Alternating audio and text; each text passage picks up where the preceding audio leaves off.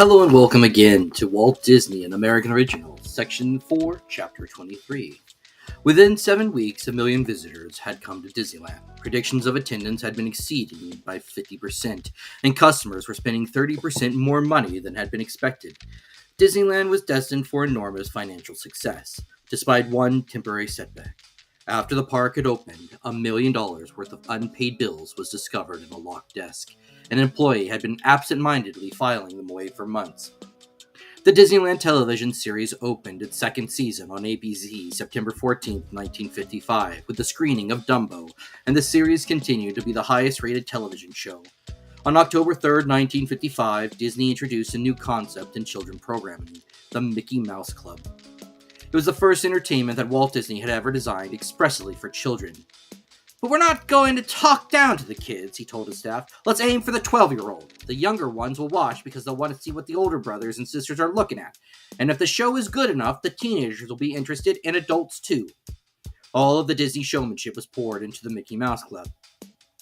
The show presented newsreels of what children were doing in foreign countries, and there were Mickey Mouse and Donald Duck cartoons. Daily serials were based on children's books. The Hardy Boys with Tim Considine and Tommy Kirk. Spin and Marty with Considine and David Stollery. Corky and White Shadow with Darlene Gillespie and Lloyd Corrigan. Jiminy Cricket gave entertaining, instructive lessons on hygiene and safety. All the elements were tied together by the Mouseketeers, 24 talented youngsters joined by entertainer Jimmy Dodd and old-time Disney cartoonist Roy Williams. Walt had seen enough of precocious child actors to know that he didn't want the usual Hollywood performers as Mouseketeers. He assigned Bill Walsh as producer and told him, "Look around at the local schools for nice-looking kids with good personalities. It doesn't matter if they can sing or dance. We'll teach them at the studio. Watch the kids at recess. You'll find one who is the center of attention, who's leading all the action. That's the one we want."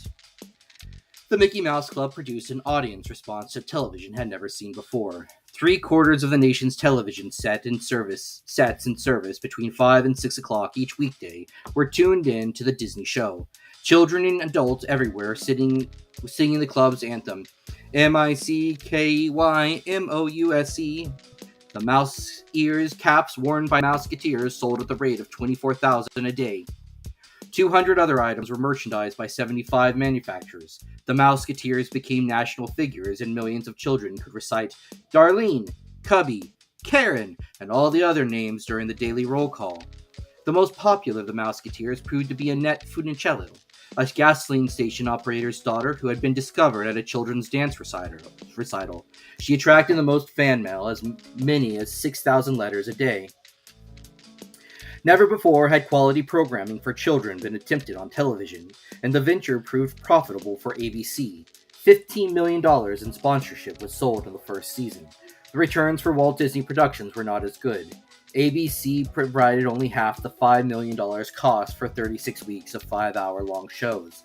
Disney made back some of the deficit in merchandising of the mouse ear caps, phonograph records, a club magazine, etc., and the Mickey Mouse Club proved valuable in other, less measurable ways. By the mid-1950s, cartoon shorts had become unprofitable, and Disney was producing only half a dozen a year. A whole new generation was growing up with little acquaintance with Mickey Mouse, Donald Duck, and the other Disney veterans. Now, because of television, the Disney cartoons were being seen by a larger audience each day than they had seen them during the entire theatrical releases. Mickey's status as a folk hero was guaranteed for another generation.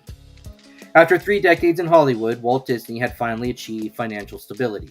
Disneyland was successful beyond his own dreams. He had produced 4 hit movies in a row. Although the 2 television series did not provide profits, they contributed to the health of the Disney endeavors in other ways. Walt himself was slow to realize his new prosperity. He told the story, "One day I was driving home, and as I was waiting at a stop signal, I looked in a showroom and saw a beautiful Mercedes-Benz coupe. Gee, I wish I could afford that," I said to myself, and then I drove on. I had gone a couple of blocks when I said, "But I can!" So I turned right around and went back and bought it. Afterwards, he wrote his sister Ruth, "I may not be getting as excited over studio goings-on as I once did, but I haven't hit the rocking chair either. No, sir, as a matter of fact, I bought myself a jazzy little sports car this year. It's a car for a man who thinks young, and I'm just the guy for it. I thought for a while I was going to have to fight Sharon for possession of it. I loaned it to her one week while we were away and she threatened to steal it. It's a little beauty and almost as good as a blonde on each arm for getting a little envy from my fellow man.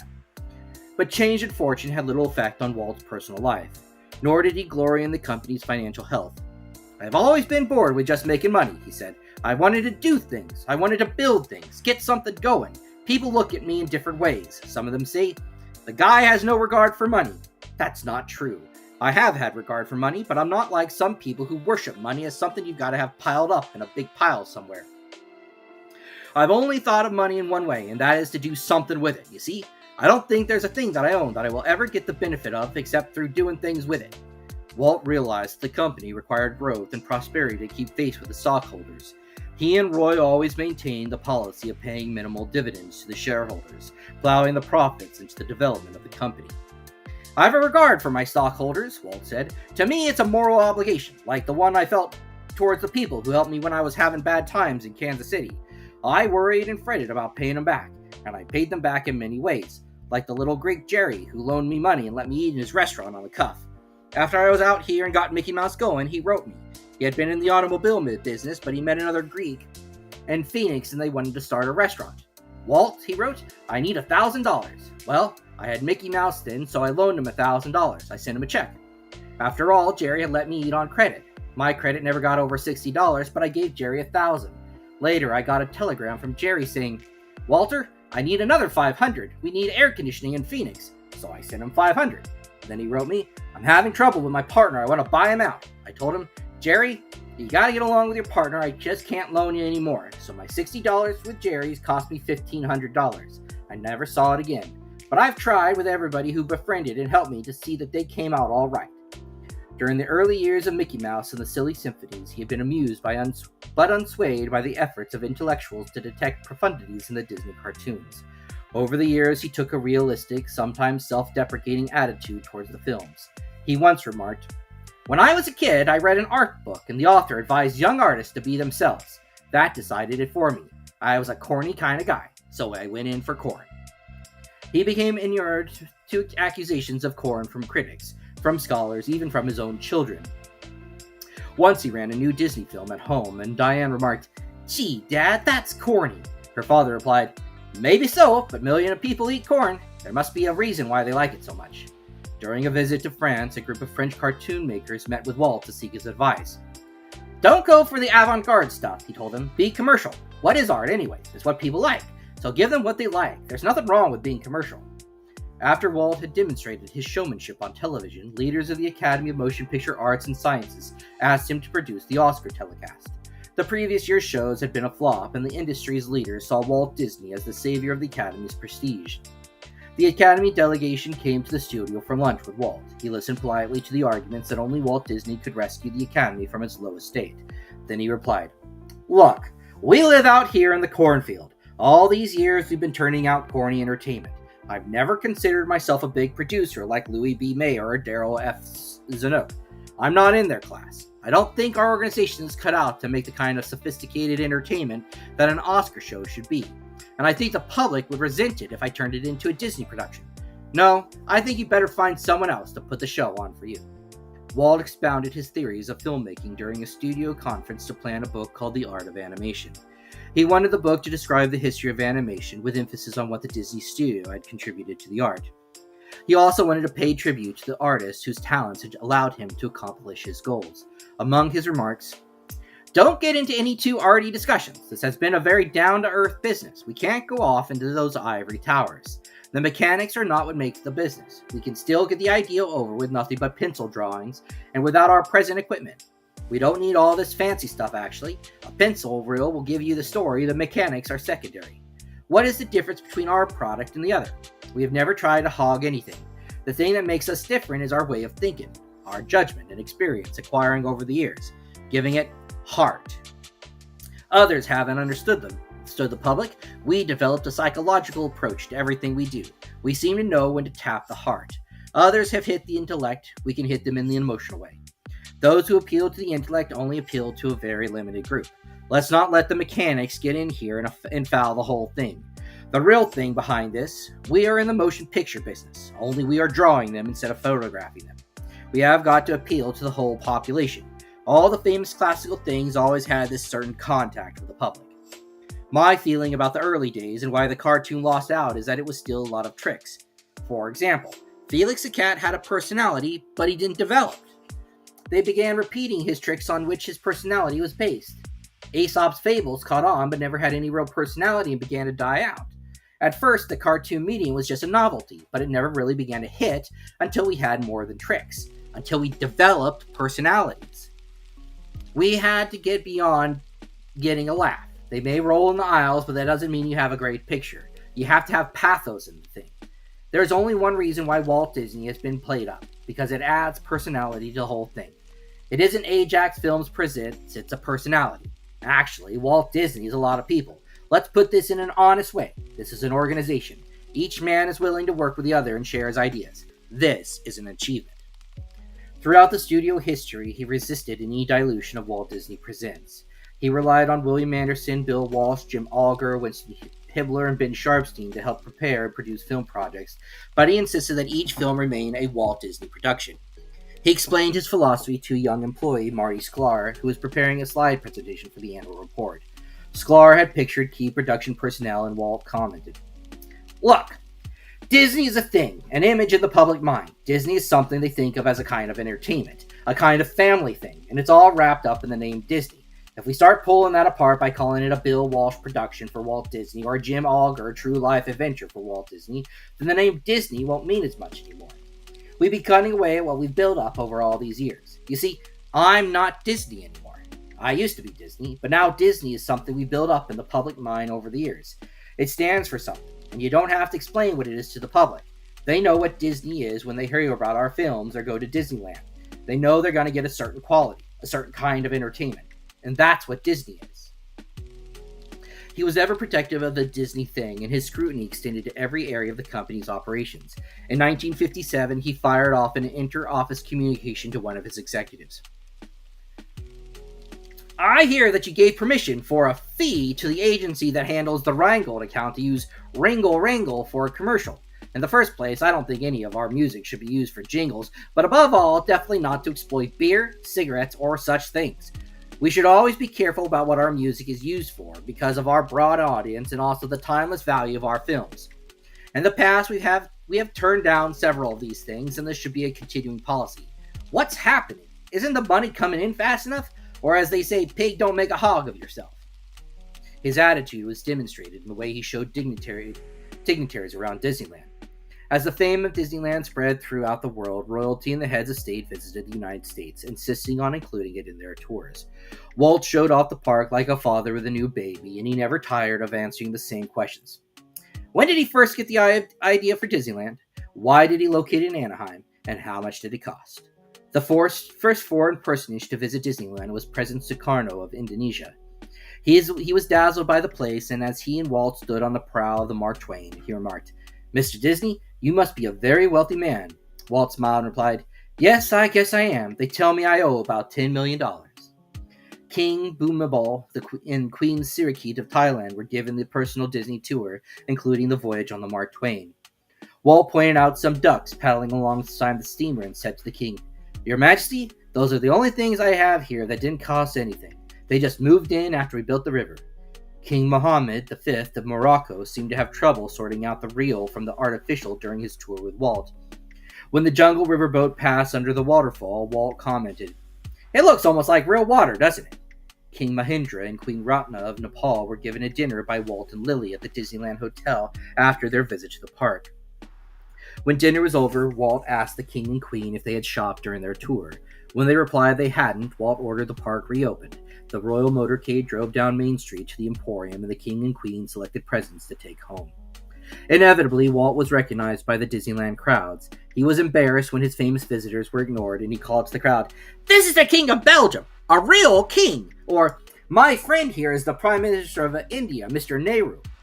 When Nikita Khrushchev, the Premier of Russia, visited the United States in 1959, he expressed his desire to see Disneyland. The Los Angeles police chief said he could not protect the premier in such crowds, and the visit was canceled. At a film industry luncheon attended by scores of movie stars, Khrushchev ranted like a child who had been denied a toy. His outburst made headlines throughout the world. Lily Disney had wanted to meet the Russian premier and was disappointed that he hadn't come to Disneyland. So was Walt. He had planned to line up the 8 ships of his new submarine ride and say to the visitor, "Well now, Mr. Khrushchev, here's my Disneyland submarine fleet. It's the 8th largest in the world." By the late 1950s, the Disney enterprises had undergone enormous growth. Walt's realm of activity now included Disneyland, the television series, live-action films, cartoon features, and shorts, the true life adventures and an outgrowth of it. People and places, music publishing, records, books, magazines, and character merchandising. Commenting on the company's prosperity, Walt told a reporter, "Roy and I must have a guardian angel. We could never split up like Dean Martin, Jerry Lewis. Roy doesn't know whether it's my guardian angel, and I don't know whether it's his." There is never a question of a split, but the relationship between the two brothers showed evidence of strain as the company's affairs grew more complex. Sometimes there was an explosion, usually caused by Walt, the younger, more impatient, artistically minded brother, and usually it was the volatile Walt who made peace. After one memorable clash, Walt arrived at Roy's office bearing a birthday present, a Native American peace pipe. Roy's pique vanished in laughter. Later that day, Walt dictated a letter to Roy. "It was wonderful to smoke the pipe of peace with you again. The clouds that rise are very beautiful. I think between us over the years we have accomplished something. There was a time when we couldn't borrow $1,000, and now I understand we owe $24 million. But in all sincerity, happy birthday and many more, and I love you." Roy's contribution to the building of the Disney empire was never underestimated by Walt.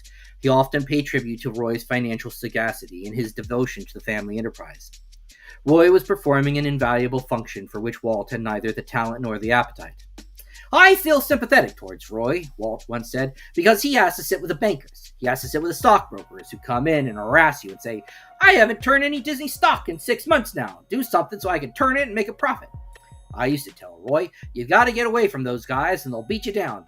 One time he called me from New York and I told him, 'Come on back to California. The sun is shining here. Get away from those guys.'" Roy realized the need to cultivate the financial marketplace. Each year he urged Walt to appear at the annual stockholders meeting. Walt refused. "There's nothing I can do there," he argued. "It's a formality. We give them a report, tell them what we've got, and that's it. Who's sitting out there? Just representatives of brokerage houses and financial reporters. And maybe some little character who likes to attend stockholders meetings like some people go to funerals. My real stockholders aren't out there." One year, when the company's fortunes were at a low ebb, Walt finally acceded to his brother's urgings. Walt addressed the meeting.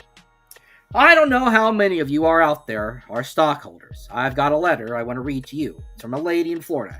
She writes, 'Dear Mr. Disney, I'm a Disney stockholder and I'm very happy to be one.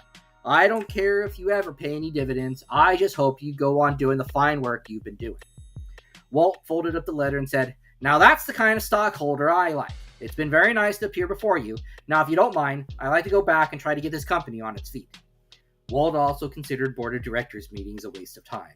He avoided the meetings except when Roy advised him, "Look, they're going to try to force us into something. You've got to be there." At such times, Walt and Roy Disney formed a solidarity that was fearful to oppose. When the stock was in a slump during the post-war period, influential stockholders urged the Disney to announce a big expansion in order to inflate the stock price. The threat of stockholder suits was raised. The Disney answered, "Sue all you want. We're doing what we think we should do, and that's to take care of the best interests of the company, not any individual stockholder." Even at times when the two brothers were at odds, they exhibited a mutual protectiveness. Many an employee learned the peril of agreeing with Walt when he was complaining about Roy, or with Roy when he grumbled about Walt. During a long plane flight, Walt sat with an assistant and told how his plans had been thwarted by Roy's thrift. The aide replied he thought Roy had done everything he could to help Walt. Afterwards, the man reflected, "If I had agreed with Walt, he would have thrown me off the plane." While Roy did not react as explosively as Walt during their disputes, he was no less disturbed. His wife Edna's son Roy Edward could always tell Roy's mood by the way he drove into the driveway of their Toluca Lake home. If the car came to an abrupt halt and doors slammed loudly, it meant that Roy had probably been arguing with Walt. Like Walt, Roy was single-minded in his devotion to the studio. He generally arrived home with a briefcase bulging with letters, reports, and memoranda to study in the evening. He and Edna had a small circle of friends, most of them not connected with the film business. His best friend was Mitchell Francis, Edna's younger brother, whom he had known from his early days in Kansas City.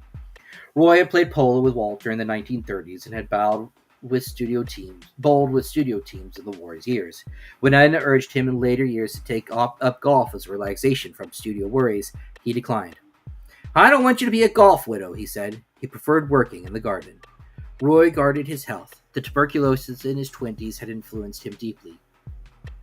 He was determined to avoid another serious illness. Such was Roy's concern for his health that he had his appendix removed, not because it was troubling him, but because he feared infection. In later years, he installed exercise machines in the basement of his house and used them regularly. Like Walt, he was a poor sleeper, and he often used the machines to tire himself so he could return to sleep. He enjoyed reading American history and amassed a large collection of works about Thomas Jefferson, but most of the time he read the nightly contents of his briefcase. When the company's fortunes improved in the late 1950s, his reading became more and more enjoyable, and often he would share his delight with Edna and young Roy. Here, look at this, he would say with a wide grin. Roy remained modest about his own contribution to the company's prosperity. Late in life, he commented to an associate, My brother made me a millionaire. Do you wonder why I want to do everything I can to help him? Thank you for your time. It's very important to me. And remember, today's special moments are tomorrow's memories. Have a wonderful day.